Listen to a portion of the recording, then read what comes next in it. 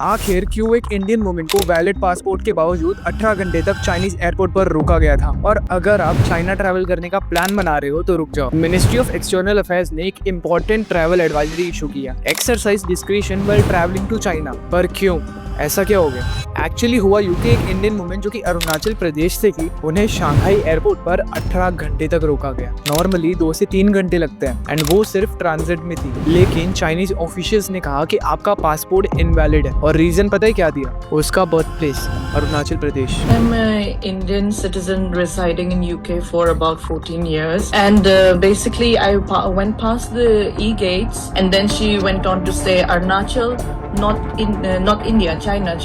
Your visa not acceptable. Like seriously? आप तो जानते ही हो कि चाइना अरुणाचल प्रदेश को अपना हिस्सा बोलता है। मतलब अगर आपका जन्म तिब्बत, अरुणाचल प्रदेश या फिर किसी भी डिस्प्यूटेड एरिया के पास लिखा होता है तो आपको एक्स्ट्रा क्वेश्चनिंग फेस करनी पड़ेगी। और एक वैलिड इंडियन पासपोर्ट को ऐसे ही रिजेक्ट कर देना, ये तो डिप्लोमेसी के ऊपर एक बड़ा सवाल उठाता है। इसीलिए मिनिस्ट्री ऑफ एक्सटर्नल अफेयर्स ने बोला है कि चाइना ट्रैवल अवॉइड करो अगर इम्पोर्टेंट ना हो, और अगर जाना ही पड़े तो चाइना जाते वक्त डिस्क्रिशन पावर का यूज करो। अपने डॉक्यूमेंट्स एग्जैक्टली सही रखो, बर्थ प्लेस क्लियरली चेक करो, return ticket plus hotel booking ready रखो, और किसी भी क्वेश्चनिंग में कामली कॉर्पोरेट करो। मिनिस्ट्री ऑफ एक्सटर्नल अफेयर्स ने ये भी कहा है कि हमारे इंडियन ट्रैवलर्स को वहां जाकर अनप्रेडिक्टेबल चेक्स का सामना करना पड़ सकता है। मतलब कुछ भी हो सकता है, कब क्या पूछ ले कोई गारंटी नहीं। और इस इंसिडेंट के बाद इंडिया ने बीजिंग में एक स्ट्रॉन्ग प्रोटेस्ट रजिस्टर किया, डीमार्च फाइल करके, और बोला है कि इंडियन ट्रैवलर्स को सिलेक्टिवली टारगेट करके हरास करना बंद कर दो और चाइना को इंटरनेशनल ट्रैवल रूल्स फॉलो करने ही पड़ेंगे। अब ये केस इंडिया चाइना रिलेशंस को और भी ज्यादा टेंस बना सकता है। एक तरफ धर्म पूछा जा रहा था और अब एक तरफ जन्म।